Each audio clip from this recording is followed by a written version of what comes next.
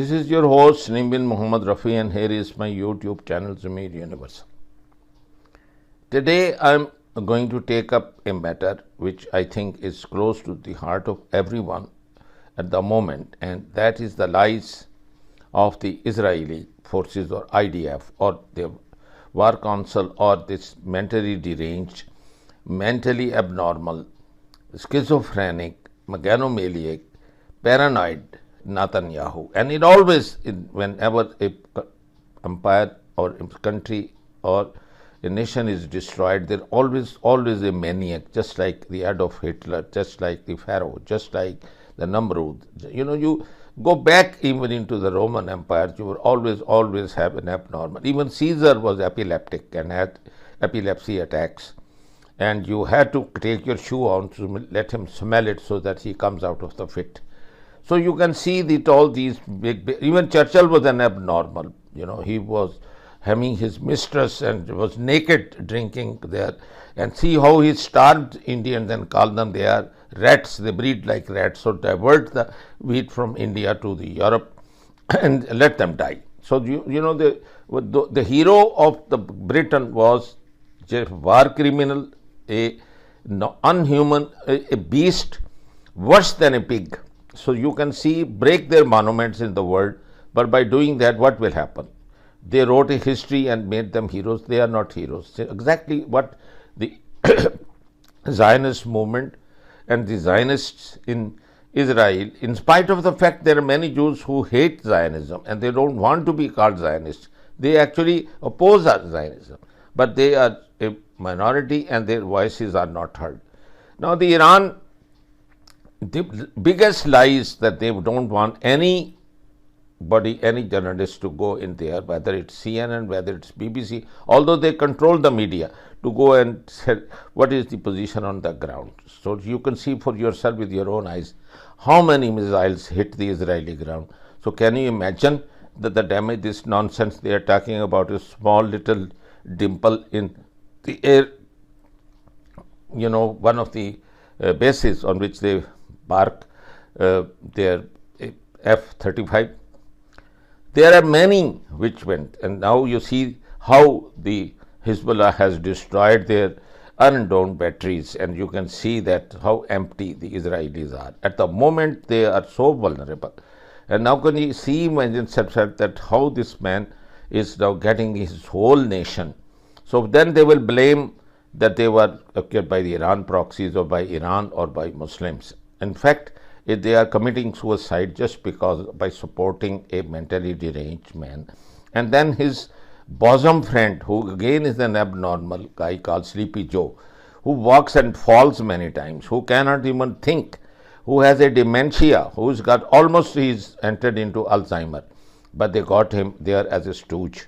But his puppets, all his strings are in the hands of IC, which is the Israeli government, who gives them the millions and millions of dollars of funding, and then almost the whole Congress and the Senate is in their pockets. And this guy sitting there is just a puppet. He is not ashamed to remain and work as a puppet of a small, little, tiny, less than 2% in the world, and the Israel. And the hard money they collects, but the taxes, you get notice after notice from IRS, and where your money of billions of dollars is going there is to just kill innocent civilians or children and women in Gaza. Listen to your own orthopedic surgeon who says his mother is Jew, and see what the North Carolina orthopedic surgeon is telling you about what they did, and all those mass graves they dug up in the compound of the Al-Shifa hospital. You had many patients who still had dressing, who had casts and who had stitches. You find 2 years old hit it directly into the head. Now see, does he have any machine gun or anything? Did he have a uniform? Was he one of the people who could fight you back? So you can see the extent of crime and killing and massacre. The man is crying on the democracy.com, and you can listen. No one can even listen to him. The other fellow is probably is of a Middle East descent, but the guy is there who's Jewish, who is white, and he is telling you, and absolutely he is telling you the truth. you can see that he's not lying. So he's one of you, but then he is taking the lid off your back and he is making your behind naked. Someone like God forbid all that demonstrations in the center, millions of should take the shirt of the behind of this David Cameron so that he is naked. And they can see that what he is so dirty, how filthy, how hypocrite he is by sending his plane to go and attack Iran. And the sanctions. Look at the hypocrisy of that bloody woman of the European Union who says we should put sanctions, and that Sleepy Joe. What the hell you want sanctions for? Why did you not put the sanctions when you saw the massacre in Gaza on Israel? Why did you not do that when they attacked the embassy and when in the consulate in Syria? Why Iran? So you think you will have any respect? People spit on you now. People spit on David Cameron and European Union. There is no more, Western civilization. You are not civilized. You are the most corrupt, one of the filthiest, dirtiest population on earth at the moment is the whole of the West, including Europe. So I think the people they should have they should have no inferiority complex. They are way, way, way, way superior than them, and they have values, they have cultures, they respect human rights in respect of the fact they live in jungle in Africa. So spit on them. For the first time, I'm just being like that. I'm not a racist. I'm not anti-whites. I have many, many friends and very high ups in both in America, in Canada, in Europe, in Sweden, in wherever countries I've been as a professor and as a teacher. But I'm sorry to say that what I've seen is when the actions speak louder than words, that is the filth and the dirt of the society, and they are not fair, they are not just, they are not honest. बिस्मिल्लाहिर्रहमानिर्रहीम, अस्सलाम वालेकुम। लिबनान की जानिब से Israel की side पर drones फेंके गए ये मनाजिर आप देख सकते हैं, और इस ड्रोन ने इतनी तबाही मचाई है कि इजराइल के तमाम सिस्टम बेकार हो गए और वो सीधा जाकर इजराइल के इंफ्रास्ट्रक्चर पर लगा और इतने लोग जख्मी हो गए और कई लोग मारे गए हैं। इतना बड़ा झटका इजराइल को लगा है, इतना बड़ा झटका लगा है कि अब इजराइल की सिक्योरिटी इतनी बुरी तरह वीक हो गई, ऐसा लग रहा है एक फॉर्मूला था जो इनके हाथ में लग गया है कि इजराइल को कैसे तबाह करना है, इनके ड्रोन्स कैसे तबाह करने हैं और क्या चीजें करनी है। और आप अंदाजा कर लें कि इस वक्त यानी कैसे एक ड्रोन आता है, ये एक चीज आती है और इसको संभाल नहीं पाते, लेकिन उससे बड़ी जो डेवलपमेंट हुई है और जो भयानक सच मुंह से निकला है, कुदरत ने जो निकाला है, वो आप अंदाजा नहीं कर सकते। सूरत हाल ये पैदा हुई है। ये जो शख्स आपकी स्क्रीन पर आ रहा है इसका नाम है ओहद बाराक। अब जानते हैं ये कौन है? ये इसराइल का आर्मी चीफ रह चुका है, ये इसराइल का प्राइम मिनिस्टर रह चुका है। इसने जो भयानक सच बोला है पाकिस्तान के पूरी दुनिया के लिए सबसे बड़ा सच सामने आ गया, और इससे पहले कि अब मजीद तबाही हो हम लोग खड़े हो जाए वरना बचेगा कुछ नहीं। इसने कहा है कि नेतन्याहू और उसके जो वार कैबिनेट है ये सारे मिडिल ईस्ट में एक बड़ी जंग शुरू कर रहे हैं बड़ी प्लानिंग के साथ, ताकि हमारा मसीहा जल्दी आए, मसीह दज्जाल वो जल्द से जल्द आए, क्योंकि उसका प्रॉमिस है कि जंग होगी, खून होगा, बर्बादी होगी, तबाही होगी, तब वो आएगा।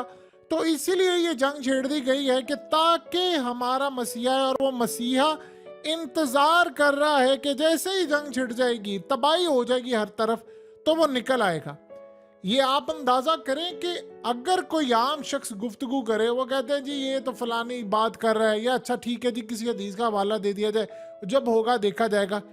इसराइल का साबिक प्राइम मिनिस्टर, साबिक आर्मी चीफ वोट कर कह रहा है कि जंग इसीलिए बढ़ाई जा रही है ताकि At Al Jazeera's investigative unit, we've conducted a forensic, meticulous examination of the events of October the 7th.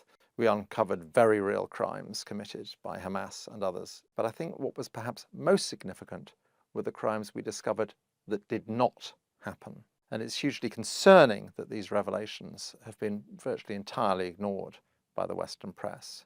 What's extraordinary is the Israelis were aware of the plans. Hamas were actually training quite openly for this operation, and they were actually placing the training videos online so anyone could view them. On the very night of October the 7th, before dawn, spotters along the fence are reporting back to headquarters, and the head of Shin Bet and the head of military intelligence take this seriously enough that in the middle of the night they're up and talking to each other, and they conclude it's just another training exercise.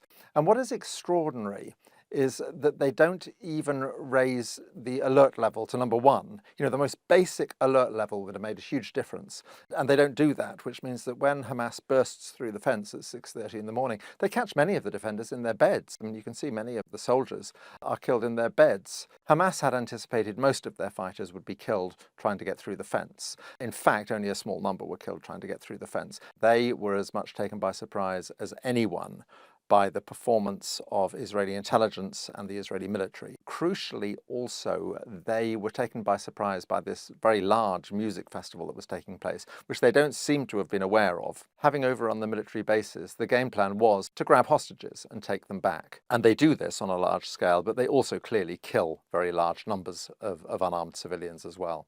The Israelis were then extraordinarily slow to respond. Now, they scramble Apache helicopters, but there's no ground control. It's pretty clear that in the chaos, some hostages at least were hit by Apache helicopter fire. We've identified 27 people who were clearly taken hostage, taken captive, and were taken away from their homes, but never made it to the fence, died somewhere between their homes and the fence. There's a fair chance that a number of them were killed by Apache helicopters.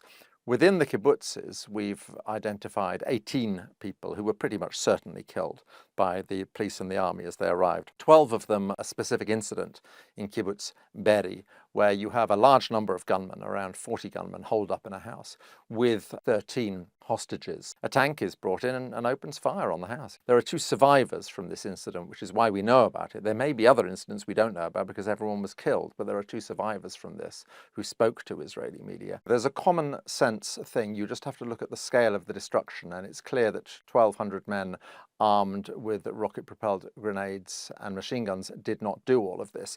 The Hannibal Directive, which was something that was developed in the 1980s by the Israelis, and it was basically to avoid situations where their enemies would capture 1 or 2 or 3 Israeli soldiers and then effectively hold them to ransom. There was one occasion where the Israelis released over 1,000 Palestinian prisoners in return for a single Israeli soldier. So an order was issued whereby they said, it's better that we kill everyone than allow people to be captured. Now, this was supposedly rescinded several years ago, but at midday on October the 7th, the army revived the Hannibal Directive, put it into effect. 70 vehicles were hit. At least in some of the cases, everyone in the vehicle was killed. The Israeli military does not deny the report.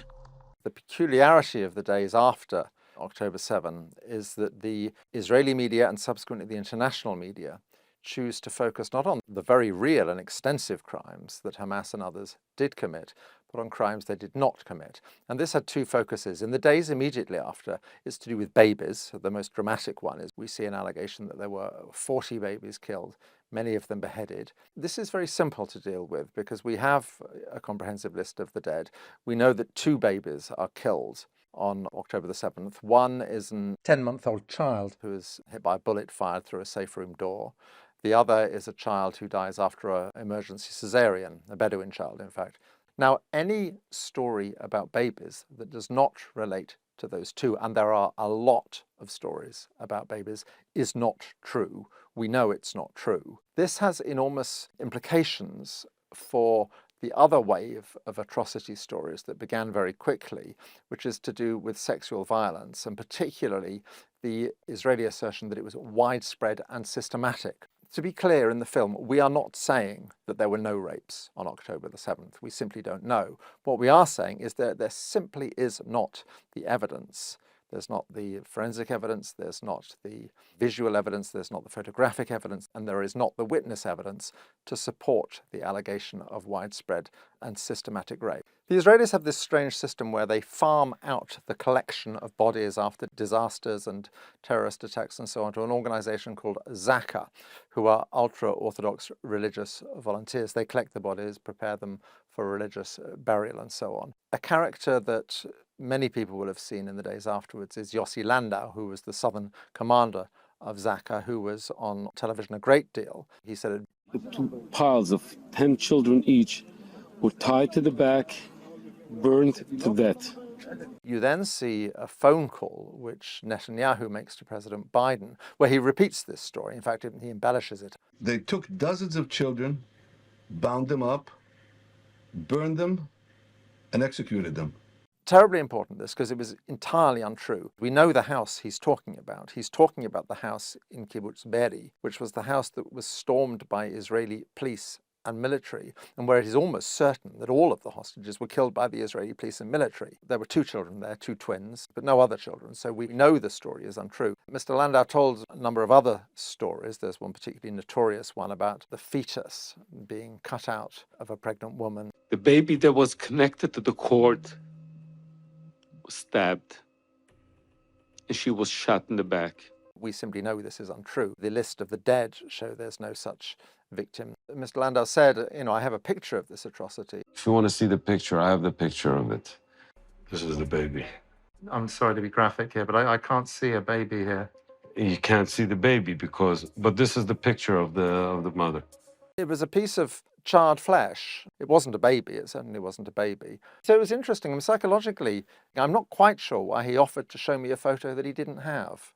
I'd point out as well that Zaka was an organization that was in trouble. There had been a major scandal. Its founder had been accused of child sexual abuse. There was a financial scandal. It had been found to be cooking the books. It's raised an awful lot of money since October the 7th. These stories were clearly useful, and they were useful to the Israeli government. In the film, we see Benjamin Netanyahu visiting Zaka volunteers and thanking them for talking to the world's media and stressing that this is another front in the war. מנהיגים וגם לדעת הקהל.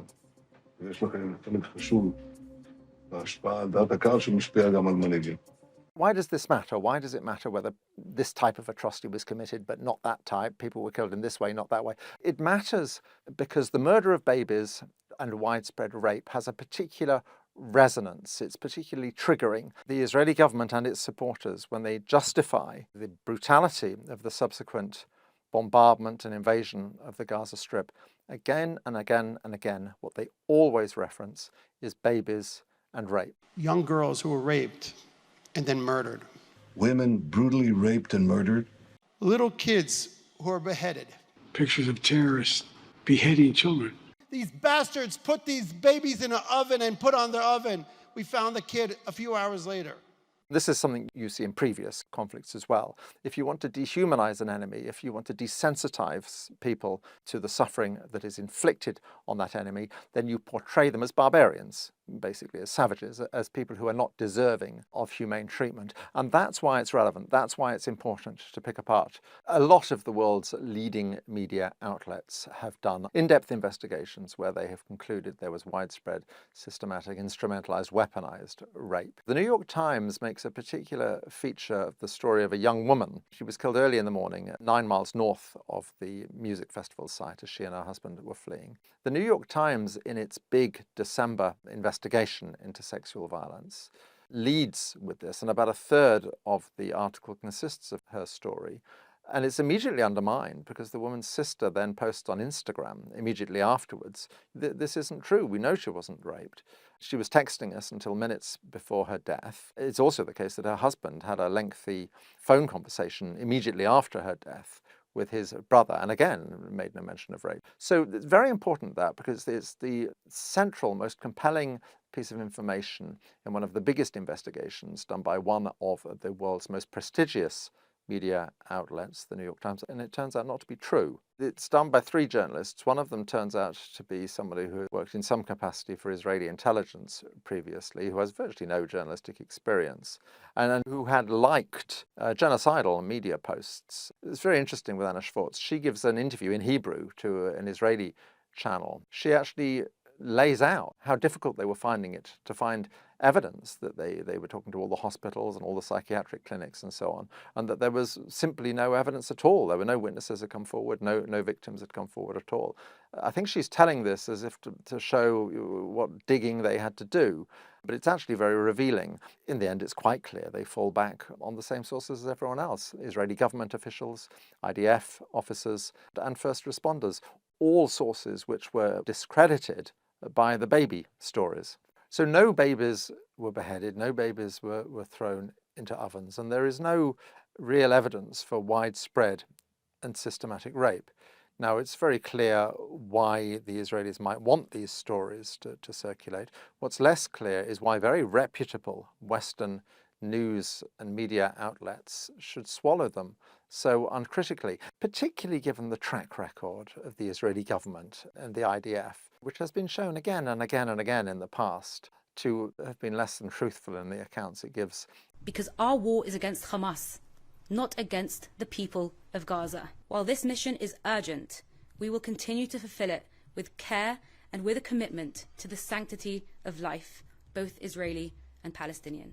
The response to our film, October the 7th, has been interesting. The response is not to criticize and to pick apart and say we've got it wrong. They don't do that at all. What they do is they simply ignore you, which on one level I take as a compliment, because I think there are all sorts of people out there who would very much like to pick apart what we're doing and to destroy it and discredit it. And I think they take one look at it and decide they can't really do it. So what they do, which in a way is even more damaging, is just to entirely ignore us. This is significant because so often what we are doing is critiquing the way the mainstream media has covered the story, which may well be, of course, precisely why the media doesn't want to look at what we've done. So in a way, the treatment of this in many ways echoes the treatment of our earlier series, The Labour Files, which offered a critique.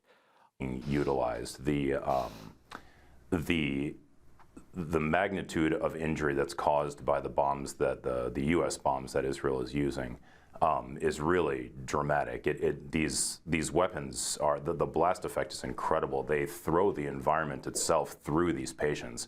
And I don't even just mean large pieces of shrapnel like from the tile floor and the wall or whatever being ripped up and thrown into people, which that happens too.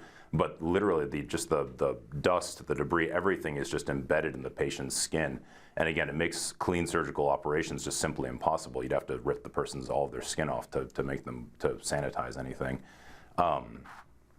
And then the third thing was the evidence, like you mentioned, that we wrote, the evidence of the directed violence specifically at children. I mean, you can maybe argue that a bomb went off and a kid just happened to be nearby, but it's not believable that the best trained marksman in the world accidentally shot a 3-year-old boy in the head, accidentally shot a 2-year-old girl twice in the head, accidentally shot, it just goes on and on.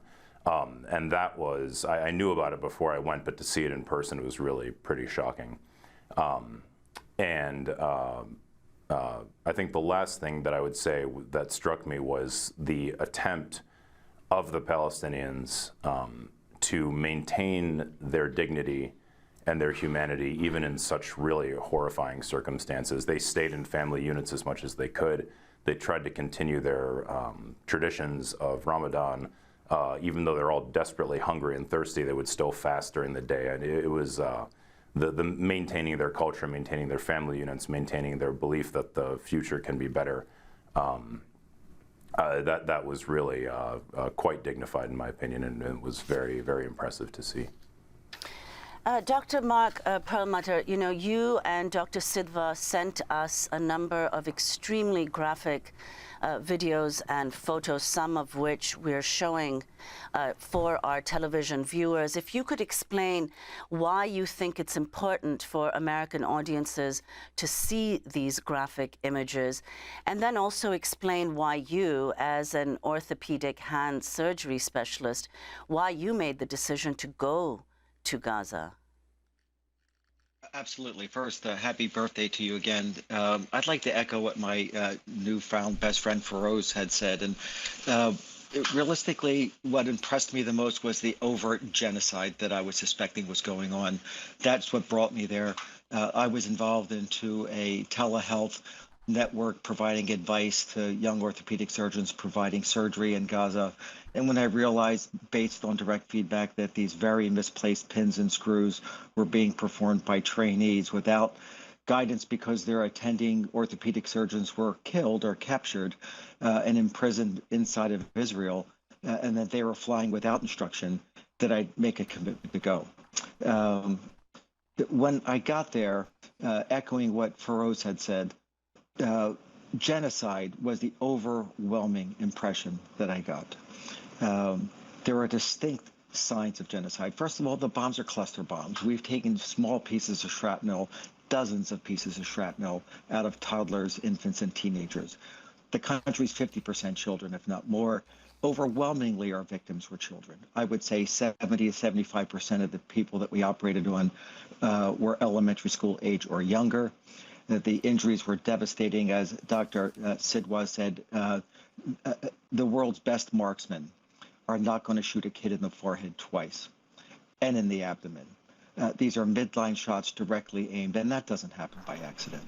Secondly, the bombing was concentrated at the time of evening prayers. It happened all day long, but it was distinctly, purposefully concentrated when the Muslims were gathered together in tight units, shoulder to shoulder, knee to knee, praying to God while they're being bombed. And the cluster bombs are infinitely more effective when the intended target is concentrated into a smaller location. That defines genocide. The cluster bombs are illegal. The snipers aimed distinctly at children are unethical and illegal. And then, of course, the way that you dehumanize a population is to kill the humans. You deprive them of their medical schools, their clinics, their ambulances. Sure, there was a big American and worldwide justified outcry when the World Central Kitchen vans were distinctly and purposely bombed right through the center of their hoods. But prior to that, 200 ambulances were targeted by the Red Cross. In this case, it's a Red Crescent, very prominently displayed on top of an ambulance. They have very modern ambulances. There is no mistaking that they were ambulances that were bombed. 200 were destroyed along with the paramedics. Doctors were distinctly shot. An orthopedic surgeon was shot in his knee while he's operating on a patient because the soldier commanded him to leave the operating room, and he refused to abandon his patient quite ethically. He had his knee blown out across the room. He was immediately fixed by his trainees, and 2 days later, he was imprisoned by Israel for 45 days. According to him, a juice box every other day, blindfolded the entire time, dropped off at a non-road prison border to crawl for 3 kilometers until somebody rescued him. Blinded one eye because a rifle butt exploded his right eye. This is dehumanization. This is the purpose of this is to kill a population. Food delivery. When we left, there was tens of miles of incoming food trucks, 4 lanes. The entrance into Gaza and the exit road into Gaza were all lined on both shoulders of the road with tens of miles of food trucks parked bumper to bumper to bumper trying to get into the country, of course, which is limited by the IDF or the Israeli government. Why aren't they letting the food in? If not for it to deprive the population of a substance that they need to survive. This is another definition of genocide. There's no reason why they can't let even inspected food trucks in. The product can be inspected. I'm sure it should be inspected. But this is life-sustaining materials. The hospitals, if we didn't bring our orthopedic implants, if we didn't bring our dressings, if we didn't bring medicines, they would be devoid of all of this. Another definition of genocide. And Dr. Perlmutter, explain about the photos and the videos, why you think those are so important for American audiences to see, the ones that you and Dr. Sidwa sent. Because the American public, and I'm sure the German public, the 2 societies that are most responsible for sustaining this genocide, their media is being sterilized. If they saw pictures of babies with 10 pieces of shrapnel in their in its 1-year-old forehead and throughout its face, if they saw a 12-year-old missing all of their limbs and burnt like we said in our letter, like an ignored hot dog on a grill. If they actually saw the dehumanization, the degree of it, the ubiquitous, widespread nature of it, then they would open their eyes and realize that we're responsible for this. The big reason why I went is mea culpa. My tax dollars are paying for the bombs that are killing children, and that's horrible.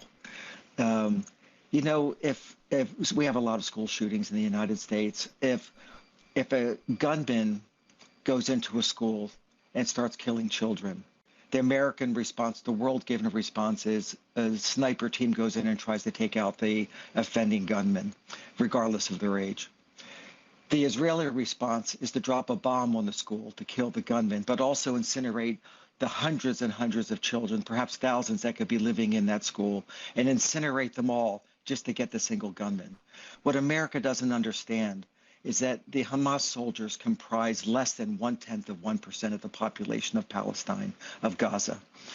The analogy of killing innocent children in a school just to kill the single gunman holds. If an orphanage had an infected rat sneak into it, you don't incinerate the entire orphanage to get rid of the rat that snuck into the orphanage. But that's exactly what we're doing, except that we're giving the bombs to Israel to bomb the orphanage. We're buying the bullets and the gun for the gunman who's going into the school and killing innocent children. We're responsible, and we have to open our eyes as a society and realize that it's not just 7 aid workers that unfortunately died, but there were 18,000 children that are shredded like paper. They just don't happen to be white children. And we have to open our eyes and care about them as much as we care about the 7 aid workers that very unfortunately died. I want to ask both of you a question, starting with Dr. Perlmutter. I mean, your credentials, you are an orthopedic surgeon, you are head of the World Surgical Foundation, past president of the International College of Surgeons. You're both American. Dr. Perlmutter, you're from a Jewish-American family. Your twin is an Orthodox Jewish woman. Dr. Feroz Sidwa is Zoroastrian. I wanted to ask you, Dr. Perlmutter, you wrote 2 emails to the U.S. Embassy in Israel when you went, pleading with them not to attack European Gaza hospitals, saying we're deathly afraid of being bombed again, as we were this morning. What happened to you? And did the U.S. Embassy respond to you? I sent them 2 letters. One when the bombs were shaking and they were shaking the fillings out of our teeth. It is as if lightning struck inches away from you. That's how much vibration the hospital ground sustained. The bombs did not actually enter into the walls of the hospital. They completely surrounded the hospital. The entire event occurred specifically to destroy the population outside the hospital. We were in fear of our lives. We were particularly in fear of our lives right after the bombing of the the World Central Kitchen convoy, while we're in full knowledge that doctors were being kidnapped and targeted. Almost 100 journalists were killed. The destruction of multiple ambulances, we felt targeted from the beginning. So as we're approaching the end of our trip, and after we've heard that all other hospitals were being thoroughly destroyed and their surgeons being kidnapped, we were in fear of our own lives. More importantly, we're in fear of the tens of thousands of people that sought refuge in that hospital compound, hoping that a hospital would not be targeted. And so I wrote the American Embassy to both the Jerusalem and Tel Aviv offices. They sent me a return email acknowledging receipt of my first email. I've received no response from them. I've got acknowledgement from the first email. Universal television को subscribe करना ना भूलें। उसके बाद bell button पे click करें और अपने कमेंट्स के सेक्शन में अपने कीमती जो ख्यालात का इजहार ज़रूर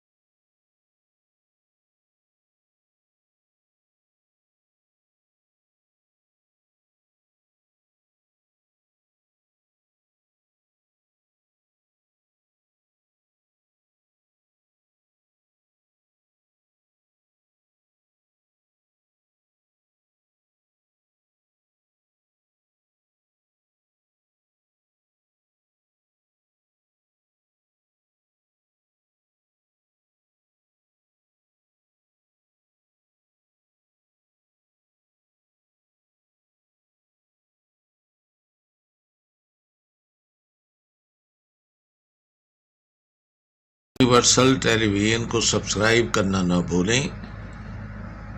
اس کے بعد بیل بٹن پہ کلک کریں اور اپنے کامنٹس کے سیکشن میں اپنے قیمتی جو خیالات کا اظہار ضرور